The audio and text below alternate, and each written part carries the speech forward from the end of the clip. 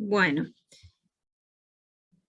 este, la clase pasada estuvimos analizando todo lo que fue el desarrollo del cristianismo protestante en Europa y vimos todos esos conflictos que aparecieron por distintas circunstancias, pero muchos de ellos fueron conflictos complicados, sangrientos, de muchas luchas, muchos intereses cruzados, y se mezclaba mucho la política con lo que era verdaderamente la religión. En muchos de estos casos fueron más bien conflictos y enfrentamientos políticos más que otra cosa.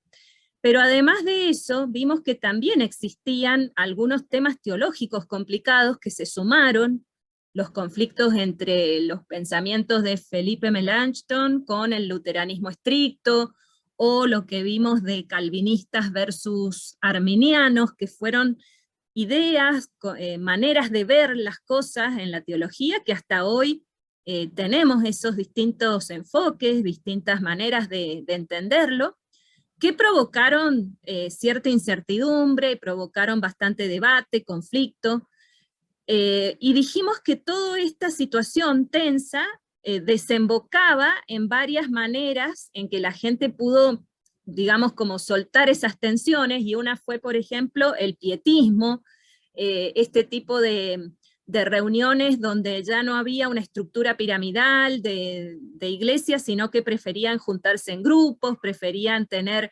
reuniones más en silencio, dejar que Dios hablara.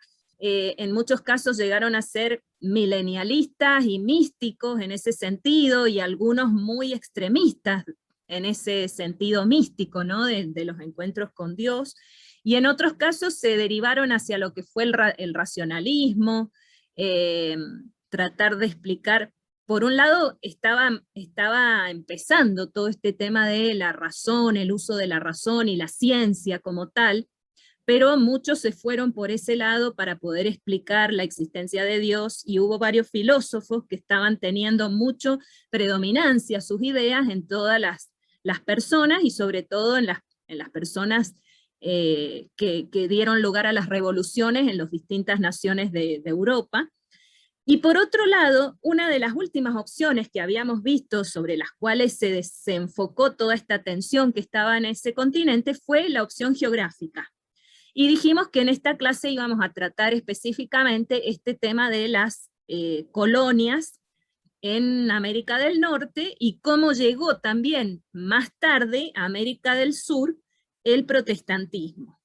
Bueno, la opción geográfica se da muy fuertemente cuando, a partir del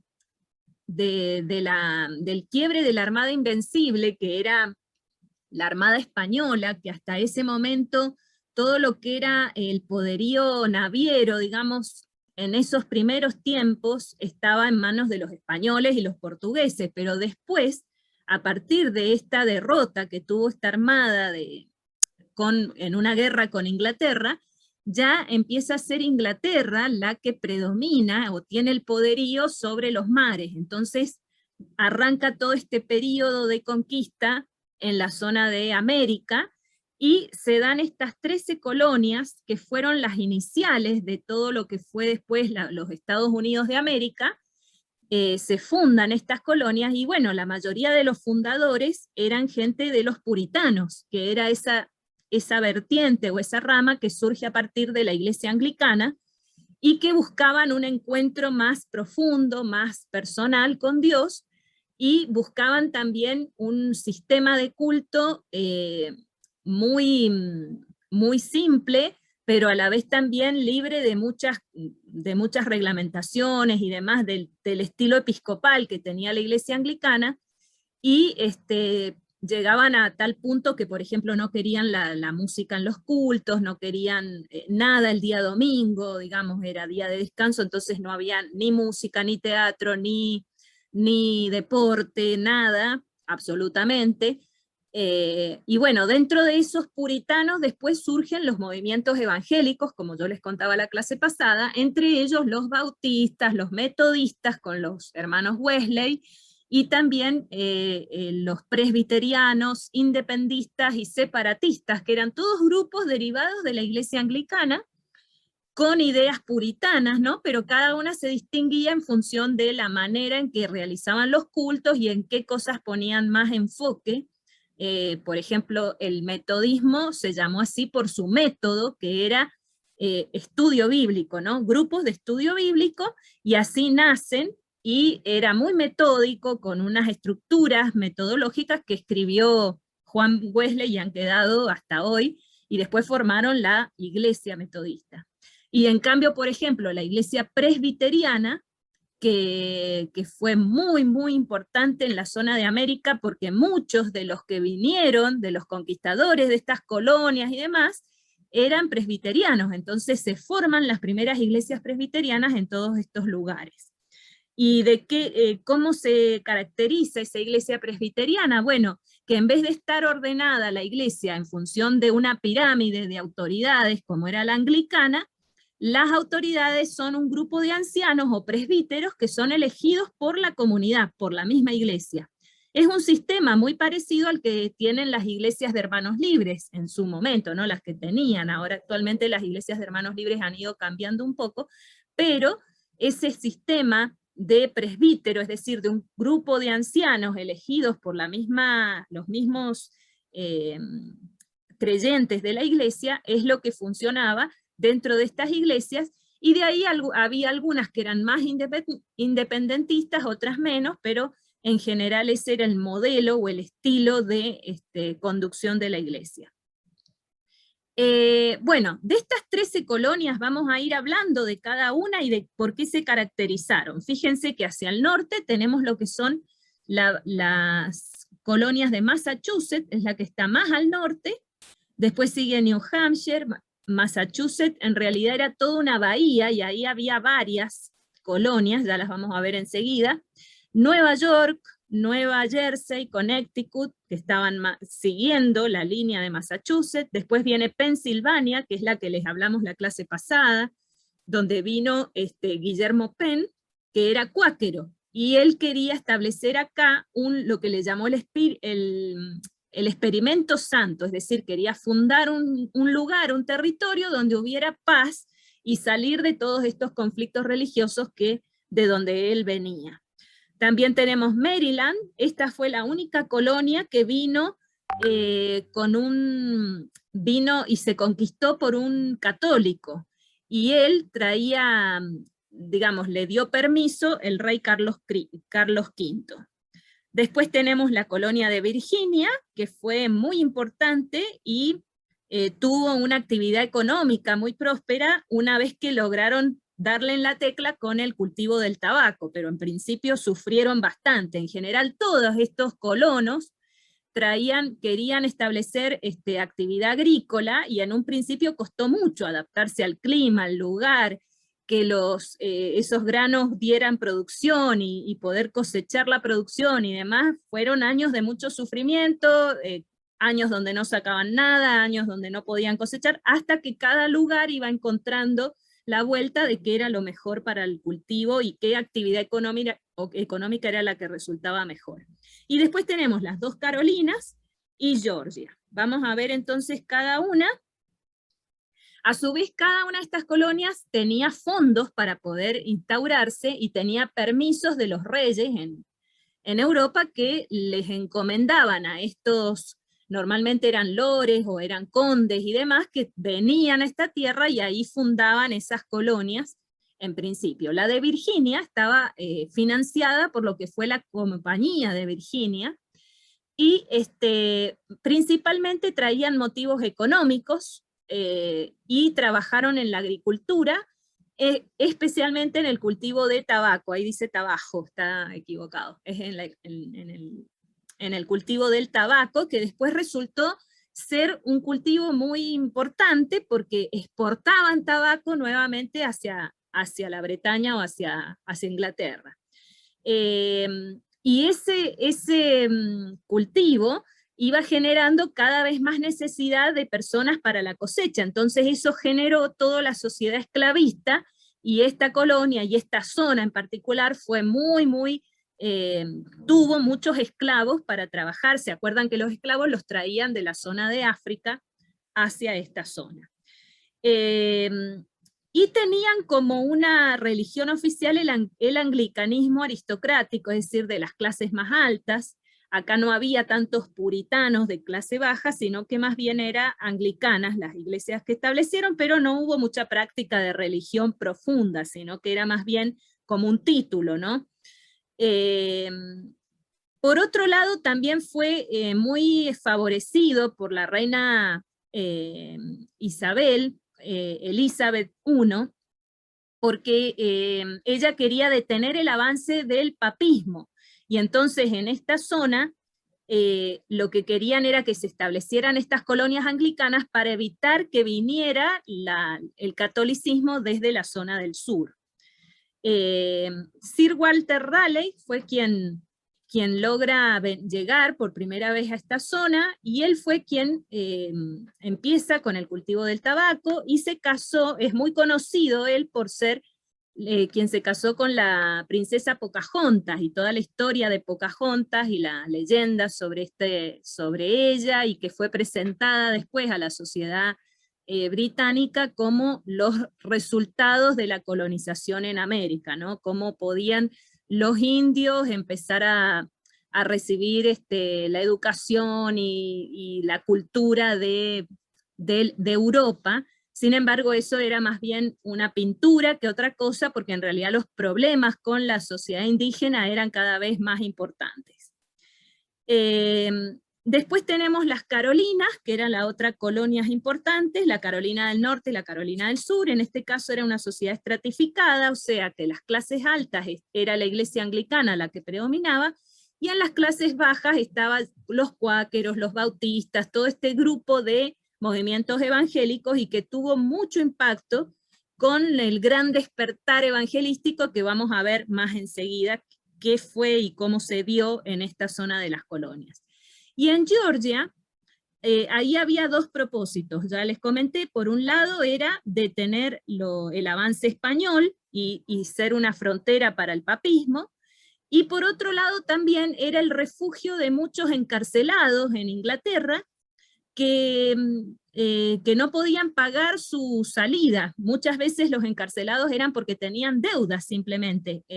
Muchos cuentan de ese tiempo en las cárceles de Inglaterra, estaban llenos de personas deudores que no podían pagar sus deudas. Y ahí fue muy importante la obra de los cuáqueros en Inglaterra, ayudando a que todos estos presos pudieran salir, pudieran tener un poquito de mejor vida, porque era de terror cómo vivían en esas cárceles. Entonces a muchos los trasladaban a Georgia, y también, bueno, los grupos de moravos que fueron tan perseguidos, también muchos vinieron a parar a esta zona de Georgia.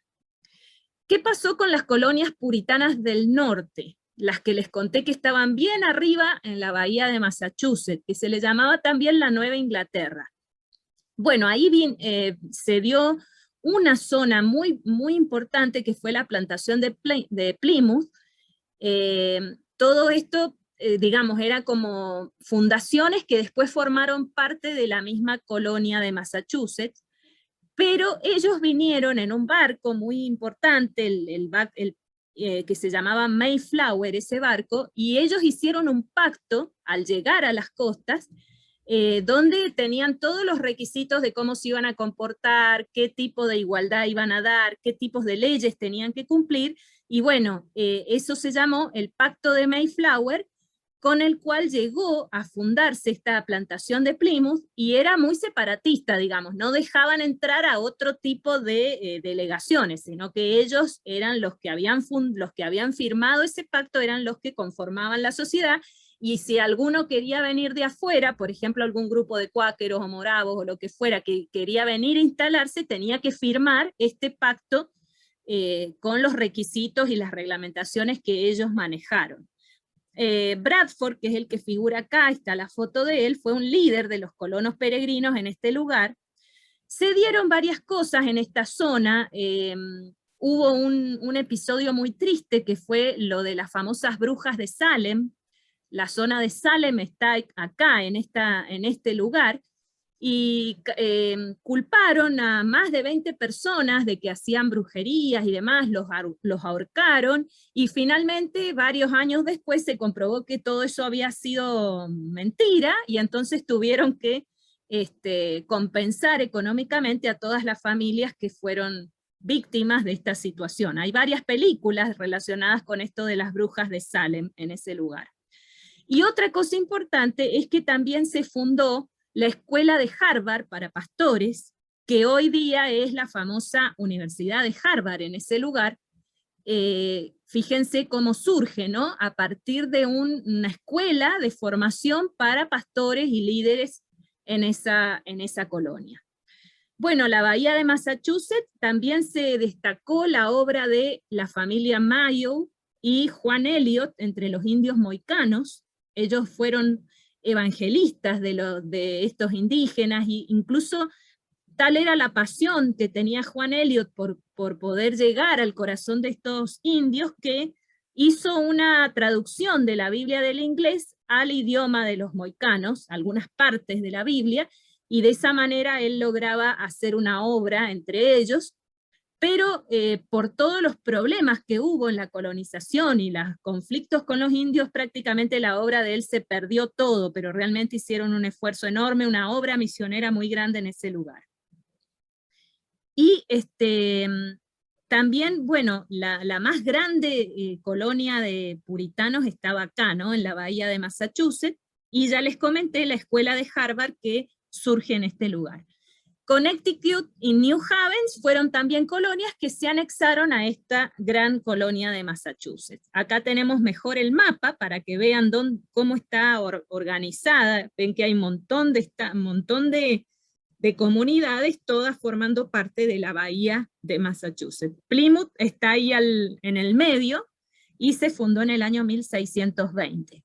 Y esa es una foto de la llegada de estos puritanos que firmaron el pacto de Mayflower en ese lugar. Acá tenemos también una copia de la traducción que hizo Juan Elliot, del Nuevo Testamento al idioma de los mohicanos, y un libro, la tapa de un libro que cuenta la historia de él, que se llama El Viejo Mundo y el Nuevo, la historia de Juan Elliot del 1492 al 1650. Esta es la famosa escuela de Harvard.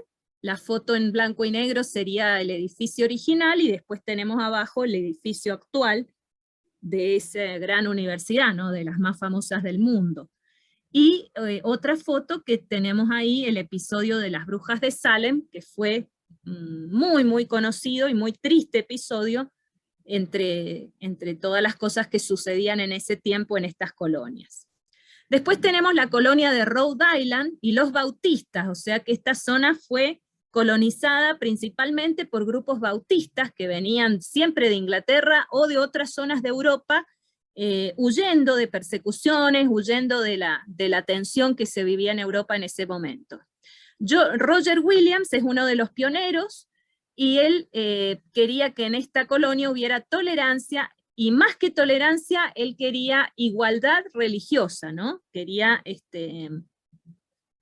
que esas fueran las consignas de todos los que llegaban a este lugar. No había distinción si eran puritanos netos, o si eran metodistas, o si eran católicos. La idea era que en este tema no iba a haber intolerancia, y todos se iban a respetar mutuamente.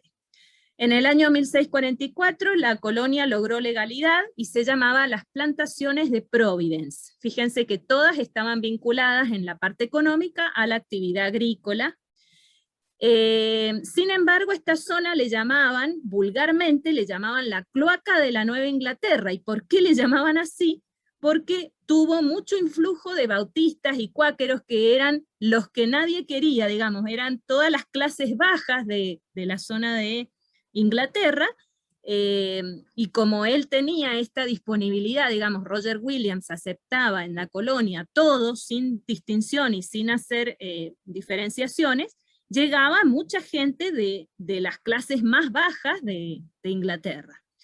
Y dentro de los bautistas, no sé si lo mencionamos la clase pasada, pero recuerden que había dos grupos de bautistas, los que se llamaban generales, que tenían más una tendencia arminiana en su teología, y los particulares que eran más bien calvinistas. Y de todos modos, todos ellos confluyeron, fueron más los arminianos los que llegaban, pero confluían en este lugar sin problemas de peleas entre ellos. Y en el centro de todas estas colonias estaba Maryland, que yo les comenté que fue la única colonia católica.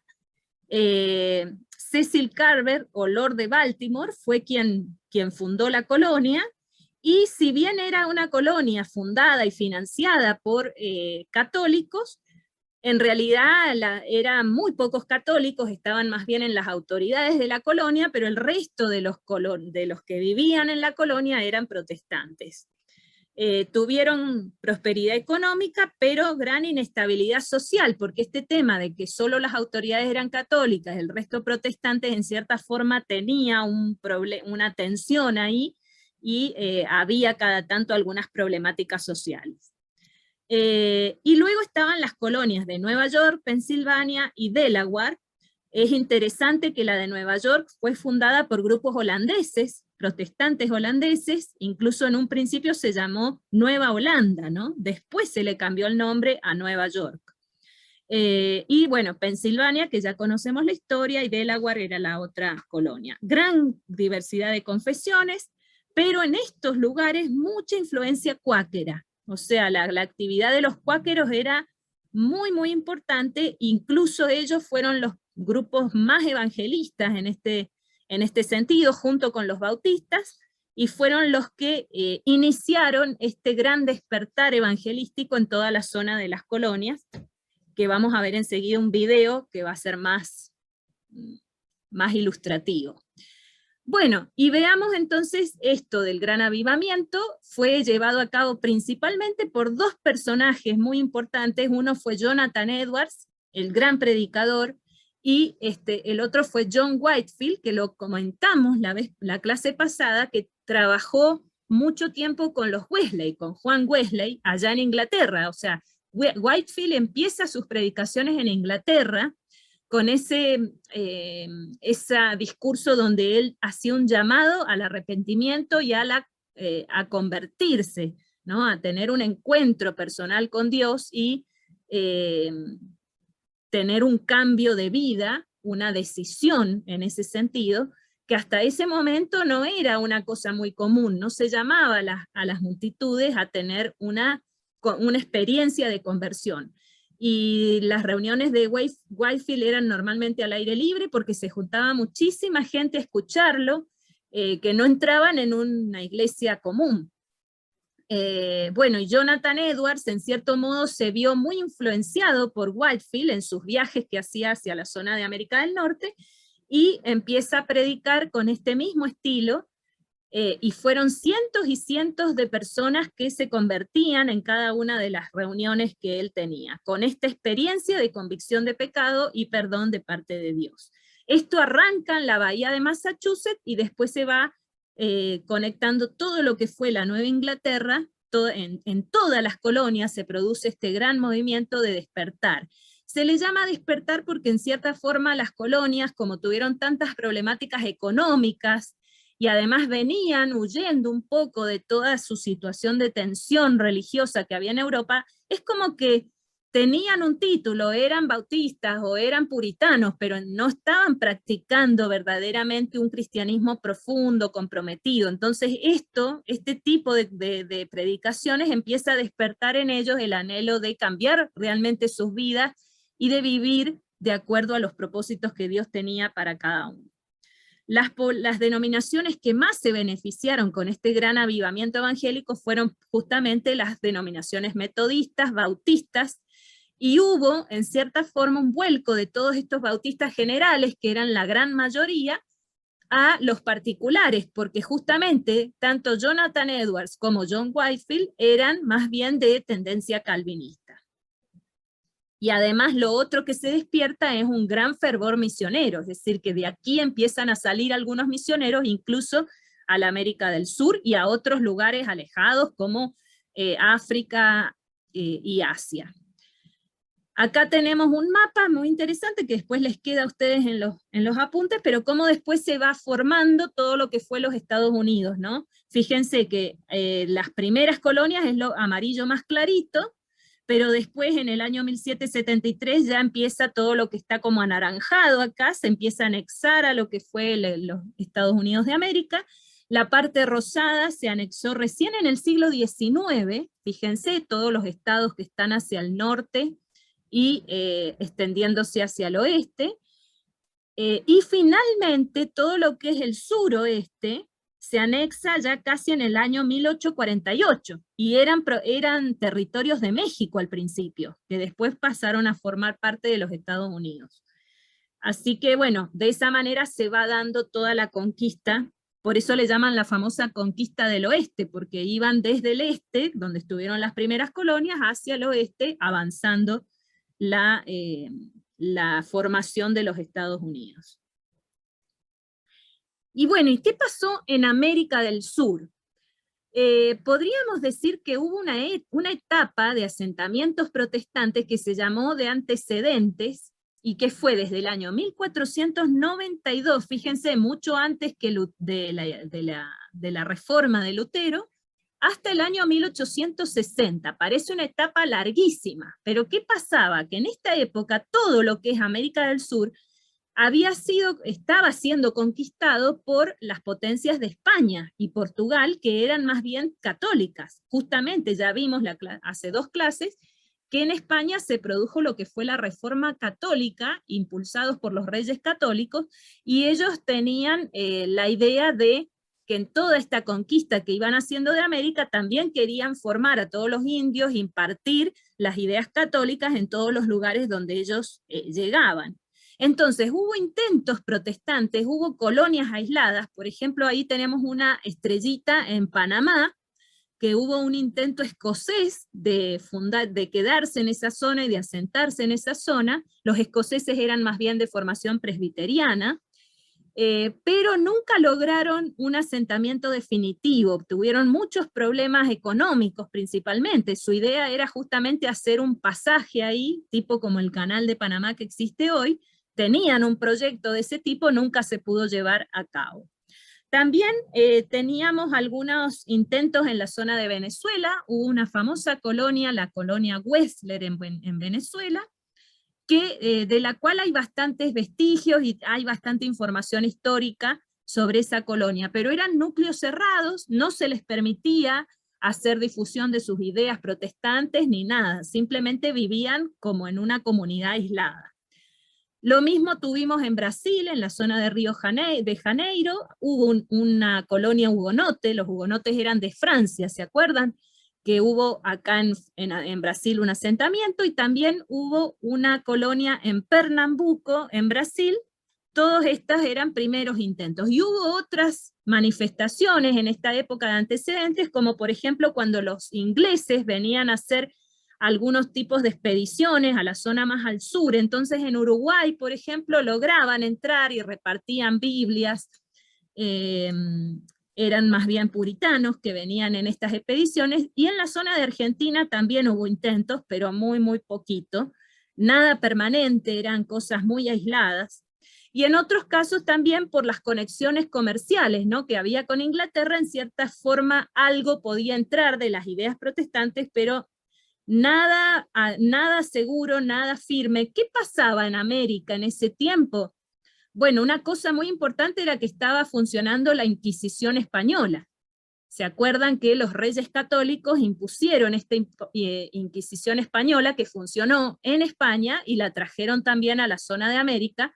Y había 3 tribunales importantes, uno funcionaba en México, otro en Lima y otro en Cartagena. Y era tremenda la persecución que había hacia todo tipo de literatura que fuera protestante o que viniera con las ideas protestantes, y por eso era tan difícil entrar a esta región con el protestantismo. Fíjense, hasta el año 1860, o sea que realmente fue todo un tiempo muy difícil para poder llegar. mi abuela materna, que fue misionera escocesa, primero en la zona del norte del país y después estuvo trabajando toda su vida en la zona de La Rioja, siempre me acuerdo que me comentaba que en Escocia se hablaba sobre la persecución de la Inquisición española y era tremendo las cosas que contaban, ¿no? Entonces los que querían salir de misioneros tenían miedo de llegar a estas zonas de América del Sur porque había comentarios complicados y muy terroríficos acerca de las acciones de la Inquisición española en esta zona. Bueno, acá tenemos, por ejemplo, algunas cosas que hemos podido encontrar sobre la colonia Wexler ahí en Venezuela. También ese símbolo que vemos arriba es de la iglesia presbiteriana, que está hasta el día de hoy en varias zonas de América Central existen iglesias presbiterianas con ese símbolo característico. Y abajo tenemos símbolos de la iglesia anglicana, en la zona de América. Fíjense, la que vemos en la parte de abajo, Iglesia Española Reformada Episcopal, dice, Comunión Anglicana, o sea, era la iglesia anglicana en español, en las zonas de América.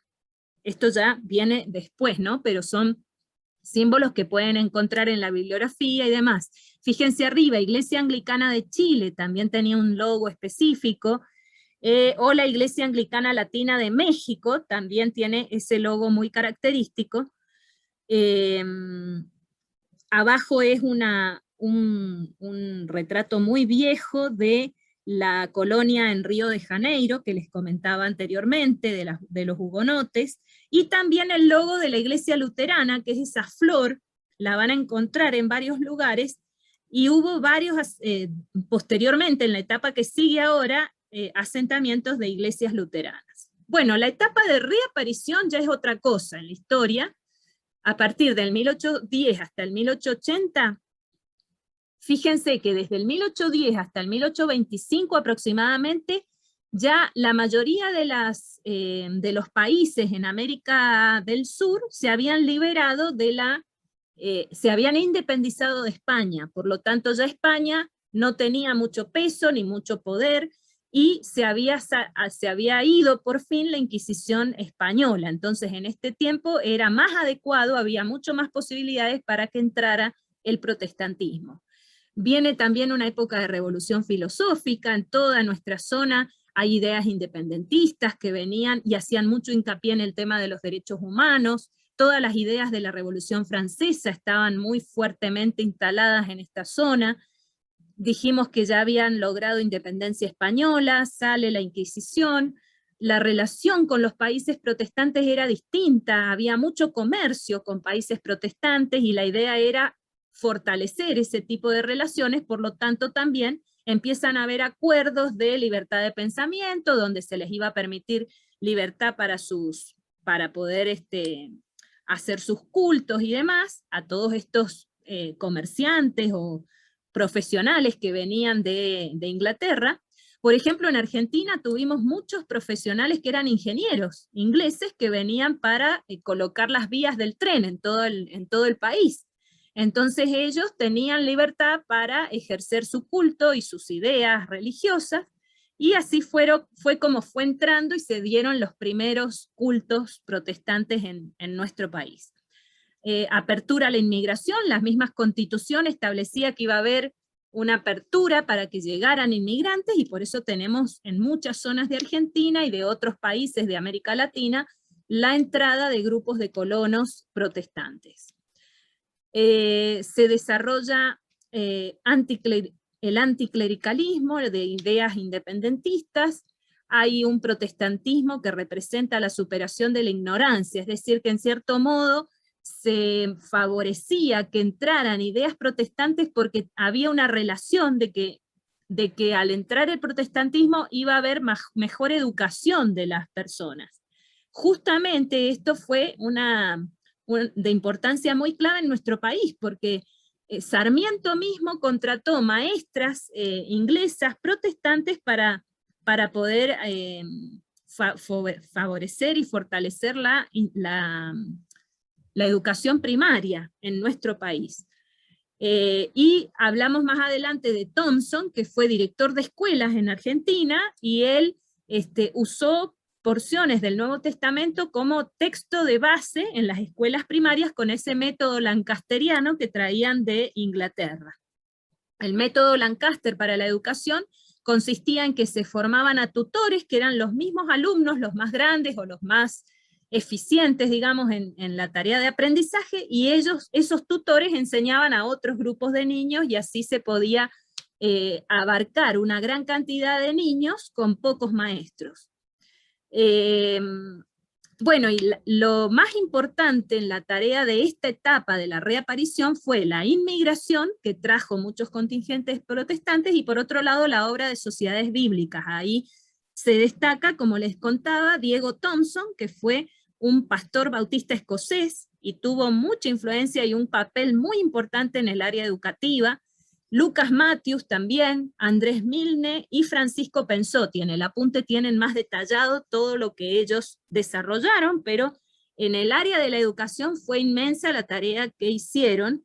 Por ejemplo, si ustedes buscan estos nombres en el Google, les van a aparecer un montón de colegios, institutos de secundarios, institutos de formación bíblica, escuelas primarias, todas con los nombres de estos personajes, porque realmente fue muy impresionante la tarea educativa que llevaron adelante. No solo en lo educativo, también tuvieron mucha influencia en la organización de los municipios, en la parte legal, en la legalización de una serie de cuestiones vinculadas a temas de pobreza, de apoyo a la comunidad, de ayuda a los pobres, y también vinculado a los casamientos, a la registración de los nacimientos, de matrimonios, etc. Y después ya nos queda una última etapa, que fue la de establecimiento, que va del 1860 hasta el 1930, donde ya realmente se asientan verdaderamente las iglesias y las distintas denominaciones que vinieron en un principio de comunidades evangélicas protestantes. Bueno, la acción de los pioneros como Allen Gardiner en la Patagonia, muy grande su obra ahí, por más que él no fue tan largo su periodo misionero, y lamentablemente tuvo muchísimas acciones que fracasaron. Él quería alcanzar a todas esas tribus indígenas del sur, y tuvo varias experiencias de fracaso que finalmente terminan allá muriendo de hambre con otros misioneros que fueron en una de sus tantas excursiones, donde tuvieron un problema serio con su embarcación y quedaron varados allá y no lograron llegar con ayuda, y terminaron muriendo de hambre en ese lugar. La historia de Allen Gardiner es fascinante, si alguno después la quiere ver. Existen varios documentos al respecto, libros, y también hay videos que sintetizan un poco la obra de David Trumbull y Dr. Roberto Cayley, que fue muy importante su obra en Brasil, fundando la Iglesia Evangélica Fluminense. Se van a acordar por el equipo de fútbol de Brasil, el Fluminense.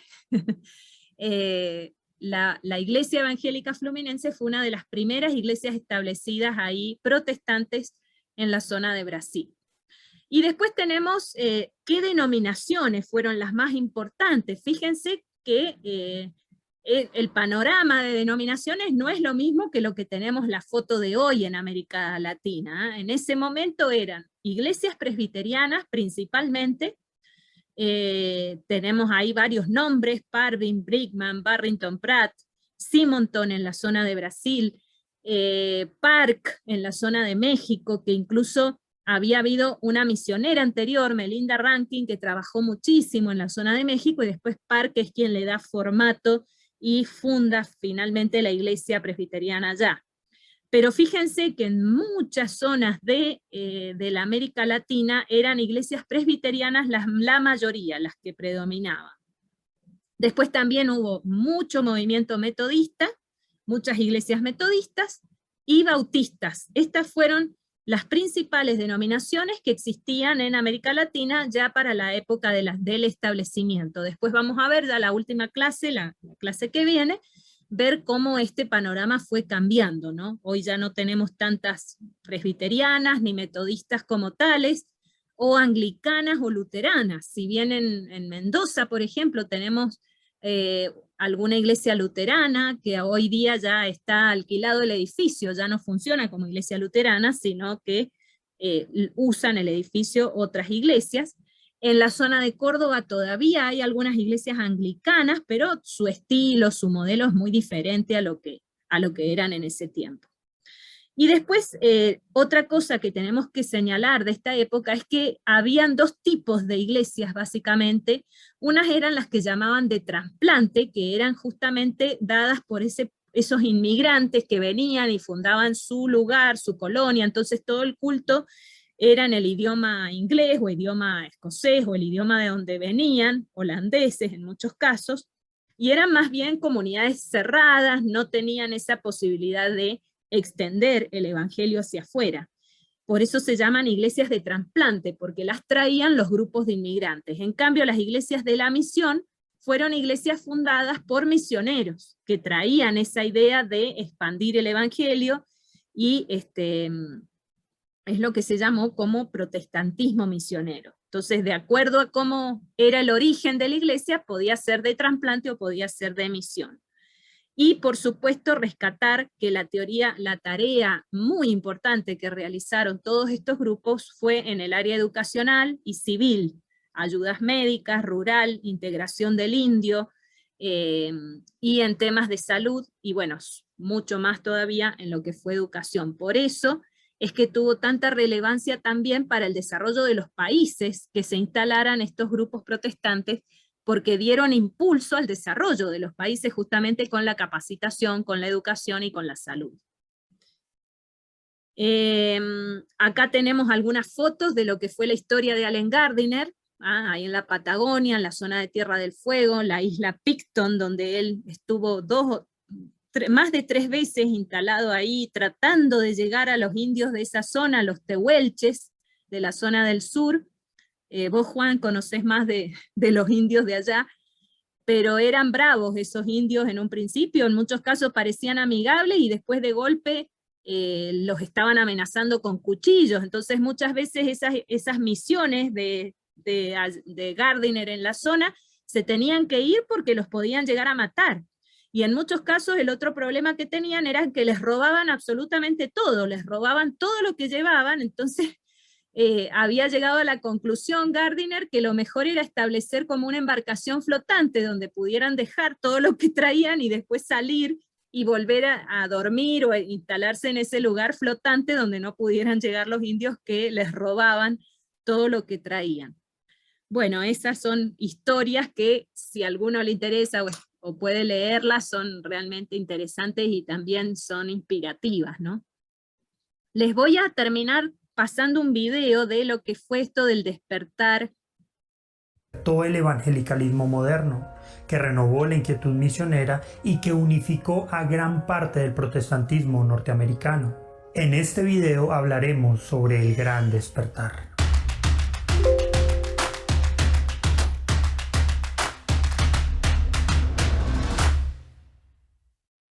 Antes de 1720 ya se estaban experimentando ciertos preludios de lo que sería el Gran Despertar. Sin embargo, los años más importantes para este evento de renovación espiritual fueron entre 1740 y 1742, pero se extendió probablemente hasta 1760. Ahora, para entender de una forma más clara lo que sucedió durante el Gran Despertar, debemos ir hacia atrás hasta el momento en el que los primeros protestantes se empezaron a asentar en Norteamérica. Muchos de los primeros inmigrantes llegaron a las colonias inglesas de América con una fe ferviente y un deseo profundo de fundar colonias piadosas. Esto fue especialmente cierto entre los puritanos. Puedes conocer más sobre el puritanismo en el video que dejaremos en la descripción. Las colonias británicas en América se convirtieron en el lugar en el que los protestantes con un deseo piadoso de practicar su fe pudieran vivir sus creencias con libertad. En muchos sentidos esto se logró, pero con el paso del tiempo la piedad se fue perdiendo. Para el siglo XVIII, el fervor y la piedad se estaban enfriando rápidamente.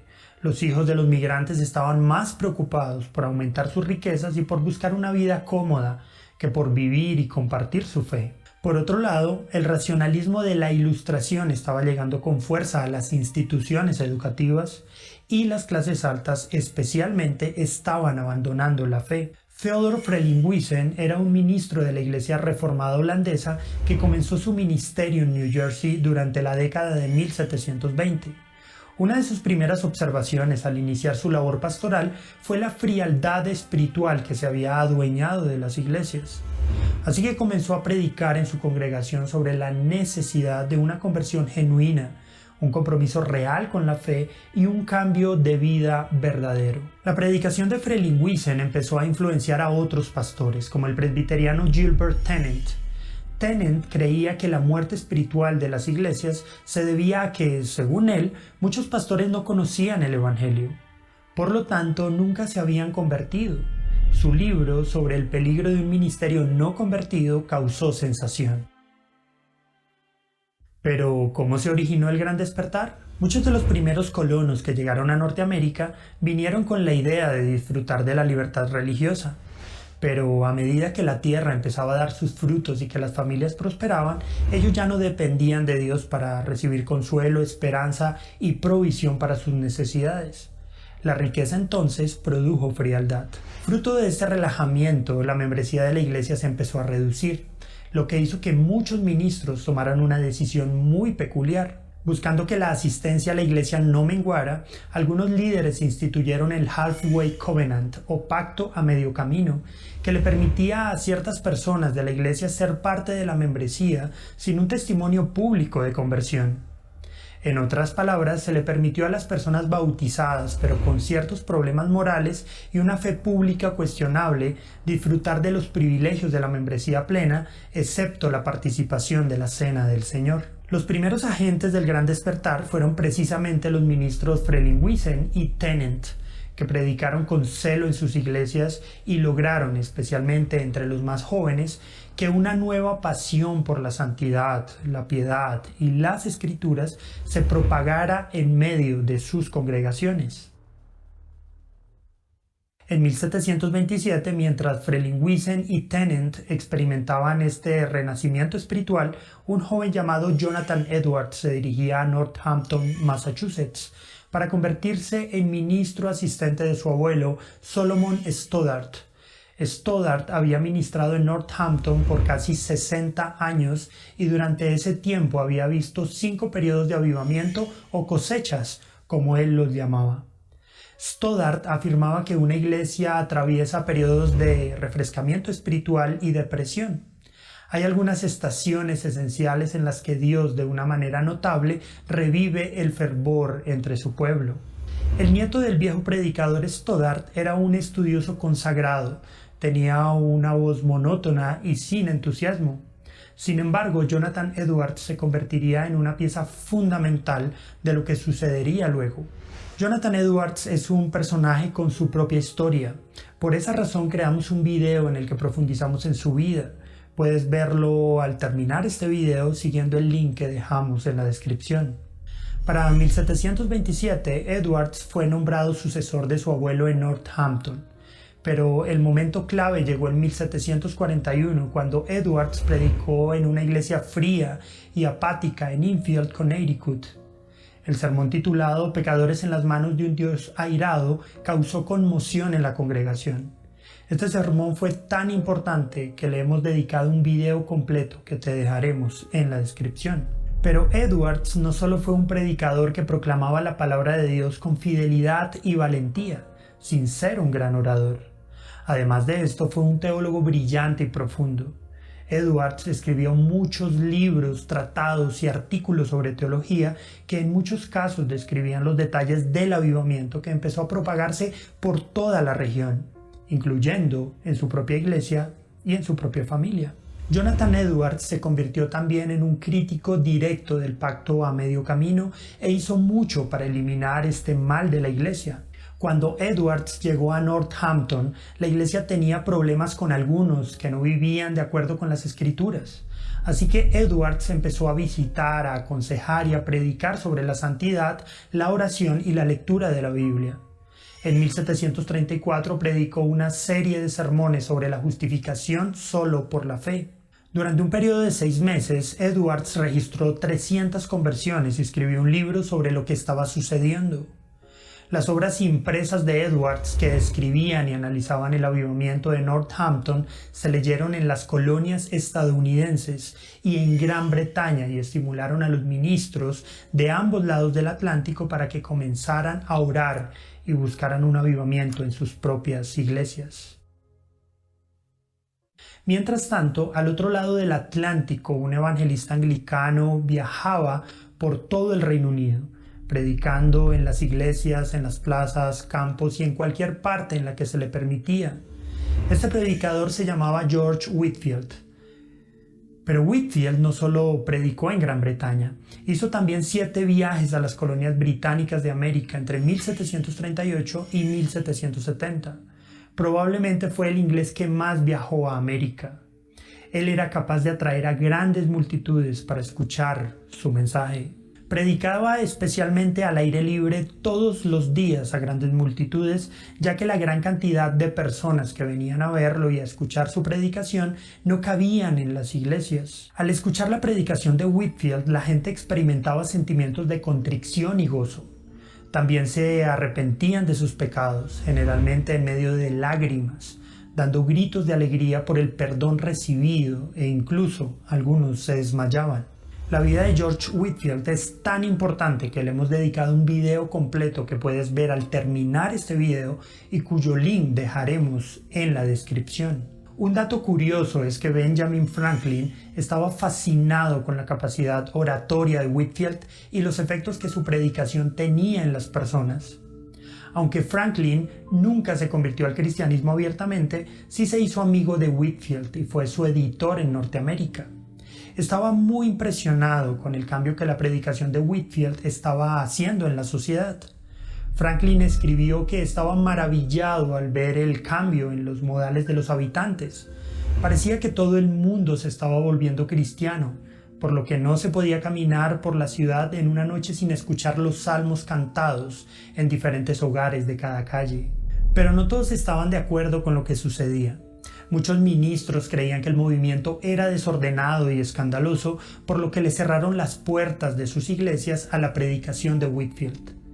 Creían que el movimiento destruiría la solemnidad del culto y colocaría la emoción en el lugar del estudio y de la devoción. Cuando esto sucedió, el evangelista inglés se fue a la calle y a las plazas. En más de una ocasión, se dirigió a más de 30,000 personas. Algo muy interesante que logró la predicación de Whitefield fue unir a las diferentes denominaciones y movimientos independientes alrededor de este despertar espiritual. Por otro lado, unió a las colonias que tradicionalmente estaban separadas. Alguna vez, predicando sobre las diferentes denominaciones, dijo: Padre Abraham, ¿a quién tienes en el cielo? ¿Algún episcopal? ¡No! ¿Algún presbiteriano? ¡No! ¿Algún independiente o metodista? ¡No, no, no! Entonces, ¿a quién tienes allí, Padre Abraham? No conocemos a ninguno de esos nombres aquí. Todos los que están aquí son cristianos, creyentes en Cristo, hombres que han salido victoriosos por la sangre del Cordero y la palabra de su testimonio. ¿O es ese el caso? Entonces, Dios, ayúdanos a todos a olvidar el tener nombres y volvernos cristianos de hecho y en verdad. Durante toda su vida, Whitefield hizo 7 recorridos por las colonias y predicó al menos 18,000 sermones. En verdad era muy difícil encontrar un lugar en las colonias británicas en América en la que no hubiesen escuchado hablar del gran evangelista. Pero no todos aceptaron lo que estaba sucediendo con el Gran Despertar. Uno de los principales opositores fue Charles Chauncy, un ministro de Boston. Chauncy fue especialmente crítico con la predicación de Whitefield. y en cambio apoyó un estilo mucho más tradicional y formal para la Iglesia. Alrededor de 1742, un debate sobre el Gran Despertar dividió a los ministros de Nueva Inglaterra. Los predicadores y seguidores que abrazaron las formas surgidas por el Gran Despertar se les dio el apelativo de Nuevas Luces. Aquellos que afirmaron las formas tradicionales de la Iglesia fueron designados como Viejas Luces. Pero aún así, los efectos del Gran Despertar fueron muy profundos. La cantidad de personas que llegaron a las iglesias fue muy grande. Pero no solo eso, los nuevos conversos en realidad mostraban frutos de una verdadera conversión. Las barreras denominacionales se rompieron cuando los cristianos de todas las tendencias trabajaron juntos por la causa del Evangelio. Hubo una preocupación renovada por las misiones y el trabajo entre las tribus indígenas aumentó. A medida que más jóvenes se preparaban para servir como ministros, crecía la preocupación por la educación teológica superior. Las universidades de Princeton, Rutgers, Brown y Dartmouth se establecieron como resultado directo del Gran Despertar. Algunos incluso han visto una conexión entre el Gran Despertar y la Revolución Americana. Los cristianos que disfrutaban de la libertad espiritual en Cristo vendrían a desear la libertad política. El Gran Despertar no solo revivió a la Iglesia americana, sino que también revitalizó a la sociedad de las colonias británicas en Norteamérica. La obra significativa de Dios durante el Gran Despertar fue de gran alcance. Los miembros verdaderamente convertidos ahora llenaban las congregaciones. En Nueva Inglaterra, durante el periodo de 1740 a 1742, las membresías aumentaron de 25.000 a 50.000. Cientos de nuevas iglesias se formaron para adaptarse al crecimiento de los asistentes a la iglesia. Por primera vez, las colonias individuales tenían un punto en común con las otras colonias. Se unieron bajo la bandera de Cristo. No solo el Gran Despertar unió a las colonias alrededor de su fe, sino también alrededor de la política. Después de ser liberados del pecado interior, los colonos también buscaron liberarse del colonialismo inglés. El lema de la Guerra de Independencia fue: no hay rey, sino Rey Jesús. El Gran Despertar impulsó el deseo de una experiencia genuina de conversión y de un testimonio público de fe. Despertó el deseo por el evangelismo, las misiones, la teología y la piedad, que tendría amplias consecuencias futuras. No solo en el nacimiento de los Estados Unidos, sino en la expansión y el desarrollo del protestantismo. ¿Y tú qué piensas? ¿Qué similitudes encuentras entre la situación previa al Gran Despertar y la condición de la Iglesia hoy? ¿De qué formas crees que necesitamos que Dios despierte a su pueblo en nuestro tiempo? Este canal Byte es muy interesante. Después les voy a dejar el link para que puedan ver algunos otros videos, por ejemplo la historia de Whitefield o la historia de Edwards en particular. Y hay otros videos más de los puritanos, de la iglesia presbiteriana, así que si a alguno le interesa, muy, muy buenos y ayuda a entender mejor todo el panorama de esta época. Pero se ha hecho tarde, así que vamos a cortar acá la grabación.